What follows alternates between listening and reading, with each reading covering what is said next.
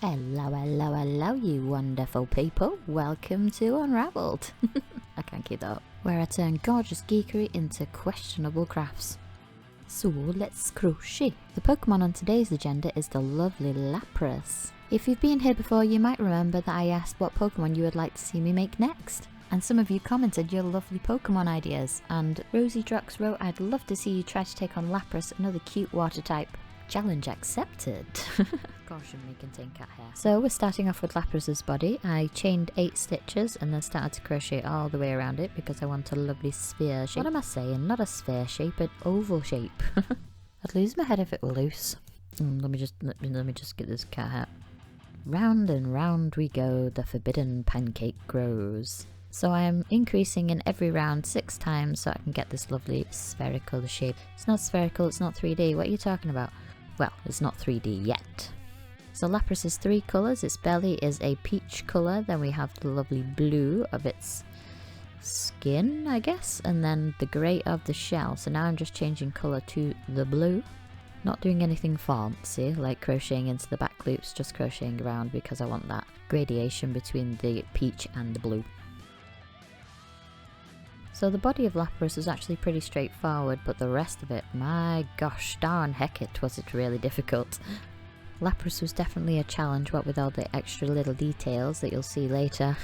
So stay tuned for that chaos. And keep your eyes peeled for my furry feline supervisor. Honk honk. Now moving on to the grey of the shell, because I wanted to do as little sewing as possible, and as we will see later, it did not really work out that way. The plan at this point, as much as I ever have a plan, was to try and crochet as many of the colour changes as I possibly could so I wouldn't have to sew anything. But I think it was at the point where I was doing the head and neck and I realised that I could not for the life of me figure out how to do that. So I ended up with, finding a different solution. Here's some behind the scenes footage. It's not very interesting. Probably 50% of my crochet time is just spent unravelling the ball of yarn.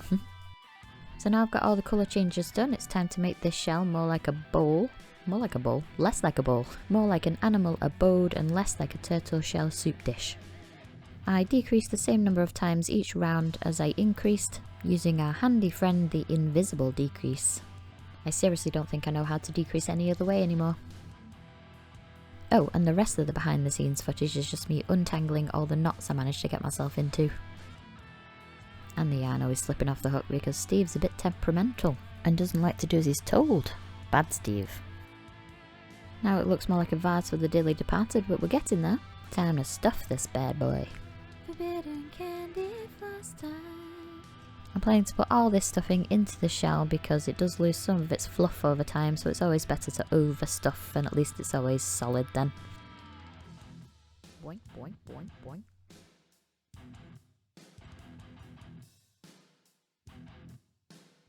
Here you can see where the 3 colours join together and it's a bit ugly, it's a bit of a mess, but it doesn't actually matter because the head and neck will go there. Doing.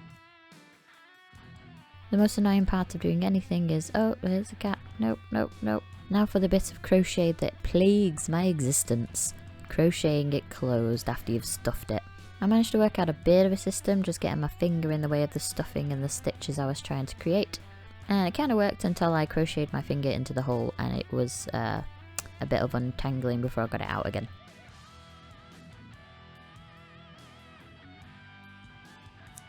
Ooh, it looks like a steaming bun. Don't worry about this, we'll cover it later. Whee! Now Lapras isn't totally spherical, he does have a tiny tail poking out the back of his shell, so that's what we're making now. Ooh, that kitty cat's getting sneaky. The tail was made by double crocheting 4 into a magic ring and then increasing on every round until it kind of looked long enough. You know me, my idea of a plan is a pen drawing in a notebook, though I do write down the patterns.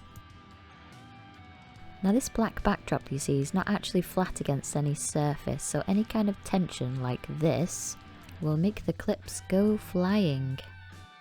So after that wanton act of sabotage by the kitty, we are finally finished with the tail.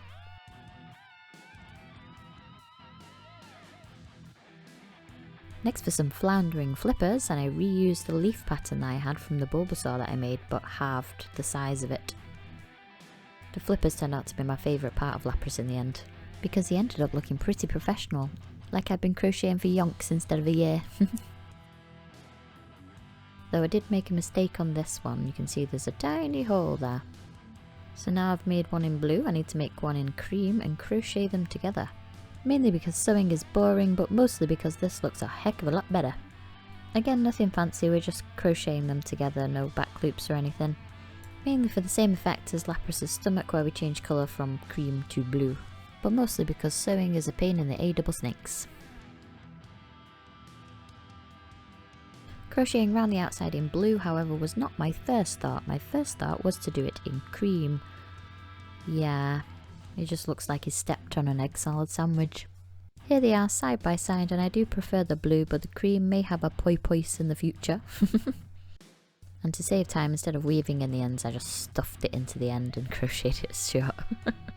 And voila, 4 fabulous flippers. Now we're on to the serious stuff, Lapras' head and neck. Let's just remind ourselves of our plan. Here you can see Lapras' head curves in one continuous motion. And when I started doing this, I had no idea how I was going to do it.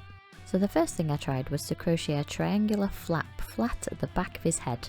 At first it seemed like it was going well. And then it turned into a sock, looking less like Lapras and more like Dino from the Flintstones.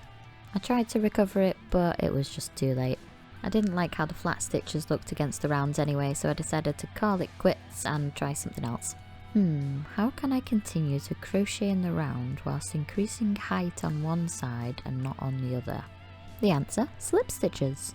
So first I crocheted half the stitches in the round, and then I slipped the rest of the stitches for the round underneath his chin. I found out quite quickly that you can't keep slipping into the same stitch, so I ended up dropping down a row each time I went round, creating this thick band under the chin. Luckily it's all hidden on the inside. Now continuing with the rest of the neck and chest. For the upper part of the chest I just continued to increase as I went down, and then remembered that I should probably stuff it before it got too long and I wouldn't be able to reach anymore. Oops, forgot to mention, slip stitches are just a loop pulled through another loop. Nothing fancy. Here you can see the 2 curves that I've already worked in using the slip method.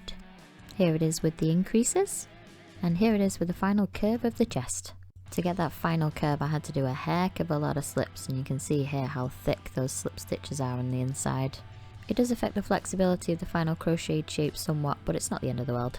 You can see now that I've folded it back how many rows I had to go back on myself to actually get all these slip stitches in. So now we have all the constituent parts that essentially make up a Lapras, even though it's not quite there yet. So I'm going to go away and do the boring bit of sewing it all together.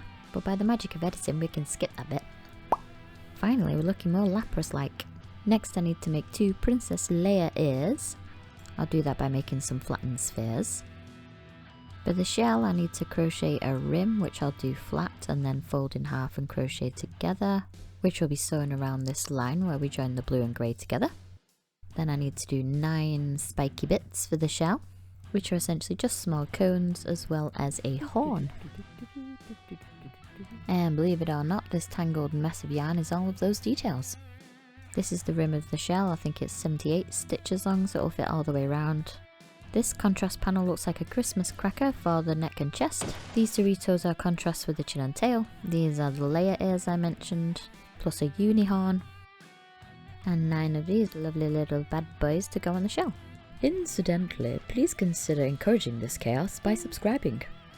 So now all the contrast panels are sewn in place, as is the rim of the shell. Now just give me a few minutes while I finish the final details. A little longer than a few minutes later.